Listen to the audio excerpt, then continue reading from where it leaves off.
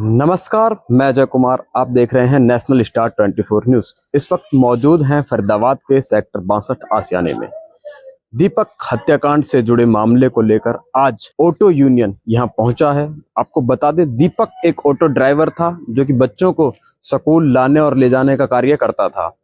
कहीं ना कहीं जैसे ही ऑटो यूनियन के मंत्री महामंत्री तमाम, चाहे वो फरीदाबाद है, चाहे वो गुड़गांव है, चाहे वो पलवल है, तमाम जगह के मंत्री, ऑटो यूनियन के लीडर और प्रधान आज यहाँ पर आए हुए हैं और क्या कुछ फैसला उन्होंने लिया है आज की इस बैठक में, आइए पता करते हैं। मेरा नाम जितेश कुमार प्रजापति उप सोनू है।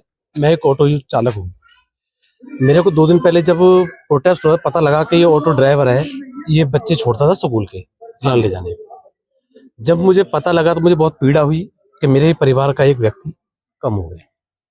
लेकिन जिस तरह बर्बरता हुई, जिस तरह न्याय में लेट हुआ, प्रशासन की खामियां रही, उससे ऐसा प्रतीत होता है कि कहीं गरीब को कहीं सुनवाई नहीं है।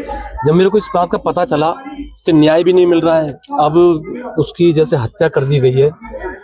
बड़े आपको हत्या की तो पता लग गई थी, लेकिन आपको ये नहीं पता था उस वक्त तक कि ऑटो ड्राइवर है ये? हाँ, बिल्कुल नहीं पता था मेरे को। अगर ये बात मुझे पता लगती, मेरे ऑटो ड्राइवर भाई के साथ ऐसा हो रहा है, तो मैं उसके खिलाफ पहले ही प्रदर्शन करने के लिए प्रशासन का मोर्चा खोल देता। क्योंकि आपको बता दूं, 28 से 30 हजार हमारा ऑटो चलता पूरे फरीदाबाद के अंदर, और हर तरह की कोई परेशानी होती है तो हम पहले ऑटो ड्राइवर की हर संभव मदद करना जानते हैं। मेरी सरकार से एक ही मांग है कि एक तो उसको न्याय मिलना चाहिए, और दूसरा सरकार उसकी आर्थिक सहायता 50 लाख रुपए कम से कम उसकी आर्थिक सहायता करे।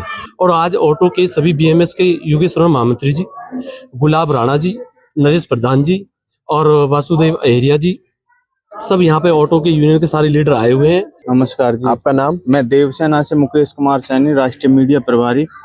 मैं एक तो धन्यवाद करना चाहूँगा आप सब बंधुओं को कि आप सुबह सुबह समय निकाल कर यहाँ पर आए और हमारी आवाज़ को आगे तक जन जन तक पहुंचाने का और प्रशासन के अधिकारियों और सरकार तक पहुंचाने में हमारी मदद कर रहे हैं। कहीं ना कहीं दीपक हत्याकांड से जुड़ी बातें, हिंदू और मुस्लिम जिस तरीके से उसका जो मारा गया है प्री प्लान करके, गजवाए हिंद जो जिस तरीके से हत्या कर दी जाती है, उस तरीके की हत्या हुई है। आप सबके सामने है, आप सबने देखा है, आप सब चश्मदीद हैं उस घटना के कि यहाँ पर स्पेशली जो ये आशियाना में फ्लैट्स बने हुए हैं सेक्टर 62 में, ये एक गढ़ बनता जा रहा है, क्राइम कैपिटल बनता जा रहा है वो जिहादी तत्वों की वजह से।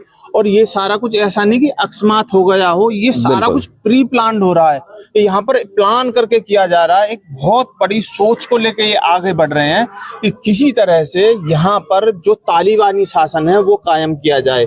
लेकिन आपके माध्यम से मैं सरकार से भी ये रिक्वेस्ट भी करना चाहूंगा और चेतावनी भी देना चाहूंगा कि यहाँ पर अब हिंदू जागने लग गया है और हिंदू ऐसा होने नहीं देगा। सरकार को ये चेतावनी देना चाहता हूँ कि जल्दी से जल्दी अगर दोषियों को सजा और पीड़ित परिवार को न्याय नहीं मिला तो एक बहुत बड़ा आंदोलन यहाँ से किया जाएगा, जिससे सरकार की नींव मिल जाएगी। आज हम, आपका नाम? मेरा नाम योगेश है और मैं हरियाणा ऑटो चालक संघ जो प्रदेश स्तर की यूनियन है उसमें प्रदेश महामंत्री का मेरा दायित्व है, और हरियाणा सरकार के अंदर सोशल सिक्योरिटी बोर्ड का अनऑर्गेनाइज सेक्टर का मैं काम देखता हूँ, सदस्य हूँ मैं बोर्ड का जी।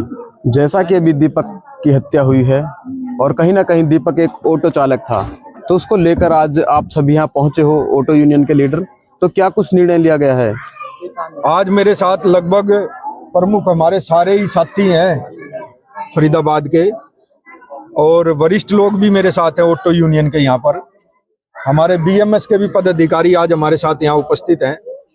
हमारी अभी जो परिवार के साथ बातचीत हुई है तो उसमें 2 बातें निकल कर आई हैं। पहली बात तो ये है कि अब तक दोषियों को आइडेंटिफाई नहीं किया गया पुलिस प्रशासन की ओर से, और जिस प्रकार से 22 दिन तक गुमशुदा रहने के बाद एक डेड बॉडी मिलना कहीं ना कहीं प्रशासन की नाकामयाबी है। बिल्कुल। तो हम आपके माध्यम से भी पुलिस प्रशासन फरीदाबाद और हरियाणा सरकार से ये अनुरोध करेंगे कि जल्द से जल्द उन अपराधियों को कठोर से कठोर सजा मिले, ताकि जो बर्बरता भाई दीपक के साथ की गई वो आने वाले समय में किसी और के साथ ना की जाए। एक ऑटो ड्राइवर हमारे बीच से चला गया। उस नाते आज पूरे फरीदाबाद के सभी प्रधान यहाँ उपस्थित हैं और हमने जो अभी तय किया है वो ये हुआ है कि कल हमारी पूरे फरीदाबाद के जितने भी तमाम प्रधान हैं उनकी एक बैठक करेंगे। तो सरकार से भी हम ये चाहेंगे, चाहे वो रेड क्रॉस के माध्यम से हो, चाहे सरकार के खाते से हो या विधायक या मंत्री अपने खाते से करें, इस परिवार की आर्थिक रूप से सहयोग करें और इनकी पत्नी का जो क्वालिफिकेशन है उस हिसाब से कोई ना कोई उसके लिए रोजगार की भी व्यवस्था हरियाणा कौशल रोजगार निगम के तहत, क्योंकि मुख्यमंत्री जी का एक कहना है कि मैं जब तक मुख्यमंत्री हूं इस हरियाणा के अंदर किसी का भी रोजगार खत्म नहीं होगा। लेकिन आज हमारे परिवार का रोजगार खत्म हो गया, अब इस परिवार में कोई कमाने वाला नहीं है। तो मैं सरकार से यह भी निवेदन करूंगा कि इस परिवार को, जो दीपक भाई जो हमारे बीच में नहीं रहे, उनकी पत्नी को कहीं ना कहीं सरकारी नौकरी देने का काम भी हरियाणा सरकार को करना चाहिए। चाहता हो कि एक लड़की के केस में वो गवाह था, वो आतंकवादी सोच ने इस प्रकार से मारा है जिसमें पुलिस की जिम्मेवारी, पुलिस ने जरा भी अगर जिम्मेवारी निभाई होती तो आज मेरा वो सिपाही ऑटो ड्राइवर जिंदा होता। अगर ऐसे में सरकार दोषियों को जल्दी सजा नहीं दे पाती है और आर्थिक मदद नहीं कर पाती तो आपका अगला कदम क्या होगा? हमारा अगला कदम तो हमने वोटर सपोर्ट में समस्त हरियाणा ऑटो रिक्शा यूनियन ने पूरी सरकार बनाई है। जब हम कोई चीज बना सकते हैं, हम नहीं चाहते कि हमारे कल को मेरे ऊपर ये आरोप आए कि भील लहेरिया बागी बन गया। मैं कट्टर हिंदू हूं, जात से भील हूं, पीछे नहीं हटूंगा।